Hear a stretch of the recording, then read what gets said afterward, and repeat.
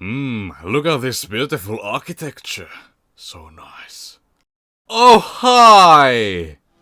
So my love and compassion towards the true spreader of love and compassion, Comrade Stalin, is immeasurable.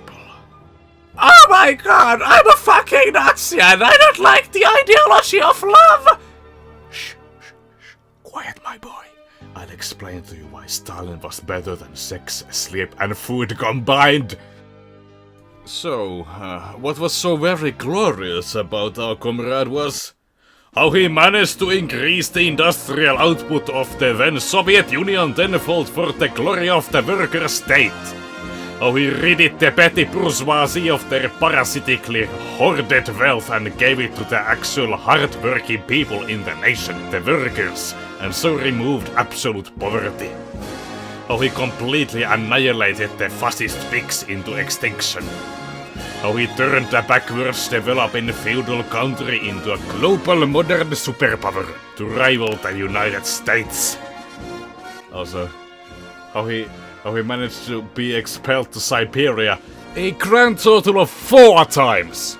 And how he escaped every single time by himself. And how he fucked a 13-year-old girl while there and got a child. Awesome. So, Stalin sure was the most glorious ruler. Even the children loved him. Yeah, well, who cares about that? Or who cares that besides being a godlike leader, Stalin was also an Orthodox priest, a meteorologist, a journalist, and a bank robber? Or who on earth cares that he killed like a gazillion million billion people or something? We are not here to talk about that. What a waste of time! Useless! Instead, we are going to talk about our comrade's career as a poet! Anyhow, to the birth of our prophet then. Joseph Bessarionovich Yukashvili, later to become Stalin, was born in Gori.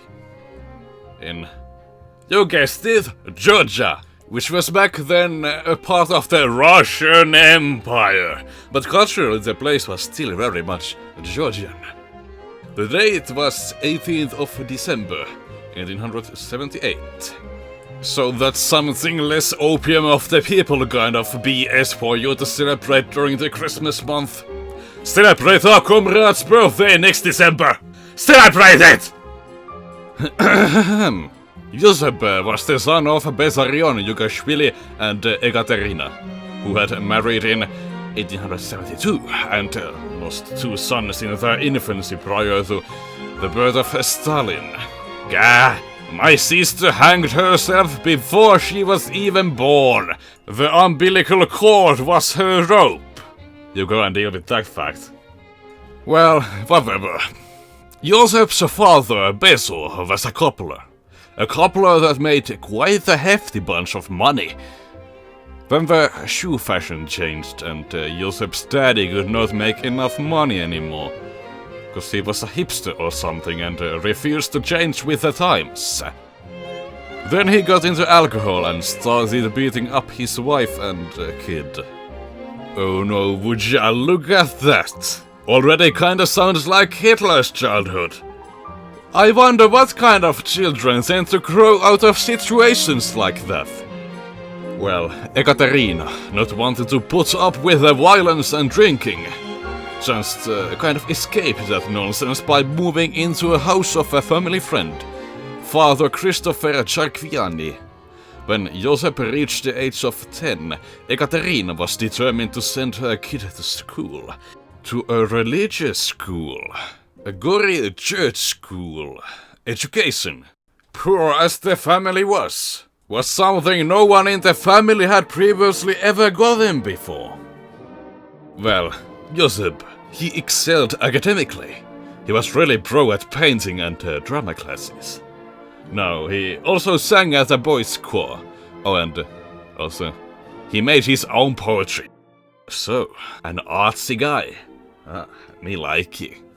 Well, like literally every Georgian kid ever, Joseph Yukashvili grew up with the Georgian national epic, the knife in the panther's skin. As a kid and during his school years, Joseph grew to know the poem by heart and passionately read the other popular poems of the time, notably those by Rafael Eristavi, Akaki Tsereteli, and once he learned Russian, Nikolai Nekrashov. Josip may have been a good student, yes, but he was apparently very naughty as well. He got into many fights. And a childhood friend later noticed that Josip was, quote, the best but also the naughtiest pupil in the class. Now, Josip also faced several health problems. He got to taste smallpox in 1884 and was left with a scarred face for the rest of his life. Aged 12, he was seriously injured after being hit by a phaeton. That was a sporty open carriage drawn by a couple of horses popular back in the day. Well, the thing might have been popular, but the injury Josip faced was so bad that it caused him a lifelong disability to his left arm. And for example, disallowed military service for him. Well, that of course was very sad, but academically, Josip was still a pretty genius of a boy. At his teacher's recommendation, Josip proceeded to the spiritual seminary in Tiflis. He enrolled there in the August of 1894, with the help of a scholarship that allowed him to study at a reduced rate. He joined 600 trainee priests who boarded at the same institution. Josip was again academically very successful, gaining high grades, while at the same time being still very passionate about poetry. Josip read, for example, Goethe and Shakespeare, in translation of course.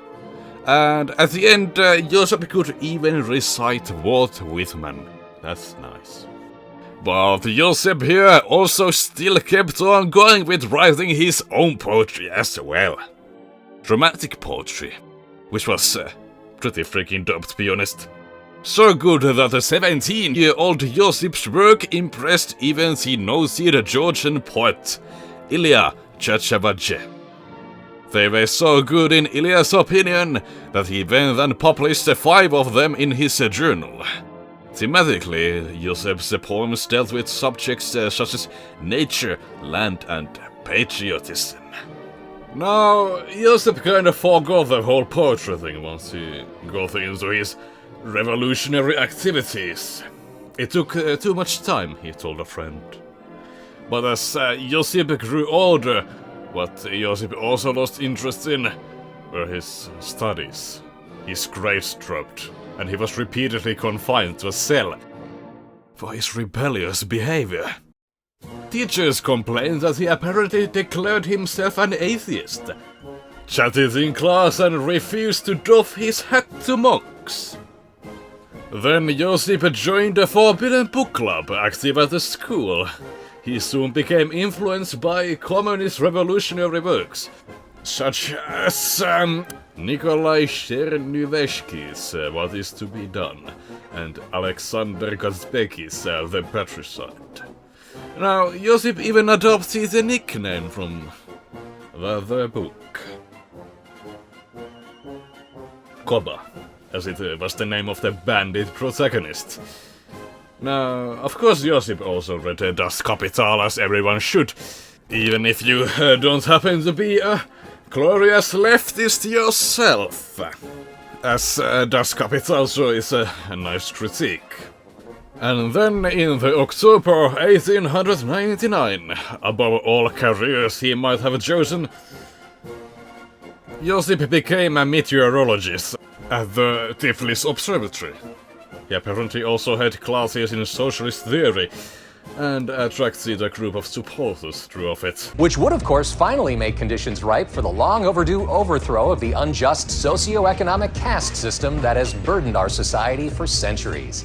Now, as temps reach up as high as 105 degrees by tomorrow afternoon, the possibility of an electrical outage will become very real.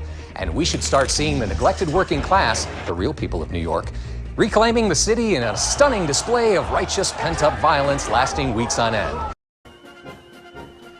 Although that went kinda way too radical when he started organizing several secret workers' mass meetings and violent demonstrations. And that, of course, would start the path to whatever he would later become, but we are not here to talk about that. We are here to talk about poetry! Oh yeah! So once Josip became a full-on rebel, I guess you could even say a warlord in Georgia. He gets elected as a delegate to a Bolshevik conference in St. Petersburg, meets Lenin's wife there, who informs Josip that Lenin is chilling in Tampere. Josip goes to Tampere. I'd like to think that the two had a sauna night together, but that most likely did not happen. They disagreed with how they should gain power through the Democratic Duma as Lenin envisioned, or through brute force as Josip of course did. Josip then becomes a bank robber in order to steal money for the to-be Red Army. Josip then marries Kato Swandige in a church ceremony for some reason in the July of 1906. They get a kid. Josip then returns to the Caucasus to rob some more banks, and his career in poetry helps him here, as he gets support for this through his fans. Now let's hop 30 years. Stalin is the de facto glorious leader of the Soviet Union. He performs the Great Purge or whatever, during which he apparently has enough time to write a Russian translation of his childhood's favorite poem, Knife in the Panther's Skin. With some help from a Georgian guy he released from prison, just for that there purpose. Well, something to possibly add to his previous career in poetry. Josip always published his works anonymously.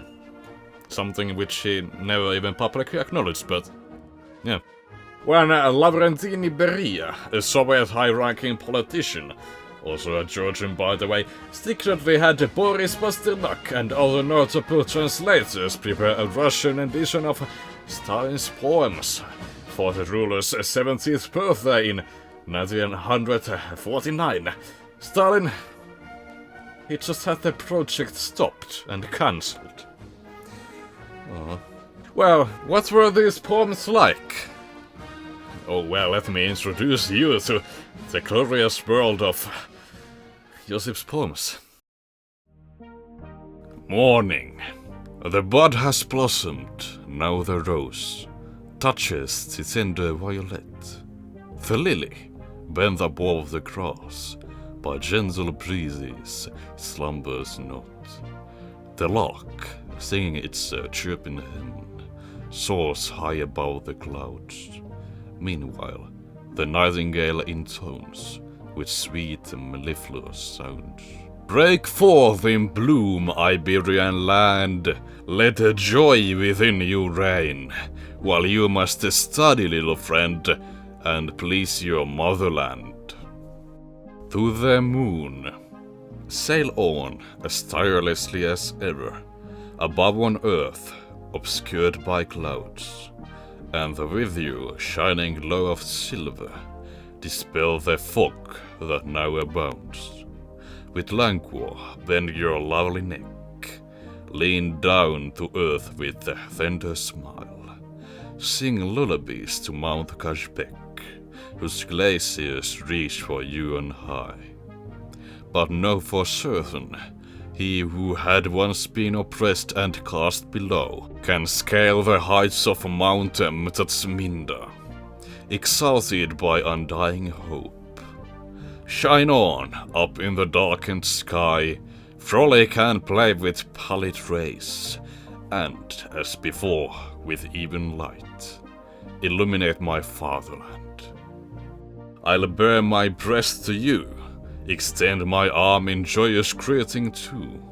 My spirit trembling, once again, I'll glimpse before me the bright moon. So, this one goes unnamed. He knocked on strangers' doors, going from house to house, with an old oaken panduri and that simple song of his. But in his song, pure as the sun's own gleam, resounded a truth profound, resounded a lofty dream. Hearts that had turned to stone were made to beat once more. In many hid arose a mind that slumbered in deepest murk. But instead of the laurels he'd earned, the people of his land fed the outcast poison, placing a cup in his hand. They told him, "Damned one, you must drink it! Drain the cup dry! Your song is warning to us! We prefer to live in a lie!"